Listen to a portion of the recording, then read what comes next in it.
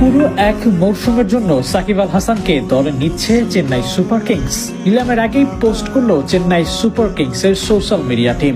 জাদেজার সঙ্গে ছবি দিয়ে সাকিবের আগমনী বার্তা দিল আইপিএল এর সফল এই দলটি। চেন্নাইয়ের রেগুলার অলরাউন্ডার রবীন্দ্র জাদেজার সঙ্গে ছবি দিয়ে চেন্নাইয়ের অফিসিয়াল ফেসবুক পেজ থেকে পোস্ট করা হয়েছে। সেখানে সাকিবকে চেন্নাইয়ের ডেরায় ফেরানোর ইঙ্গিত দিয়ে রেখেছে। এমনকি এই গুঞ্জন বেশ শক্তই বলা চলে।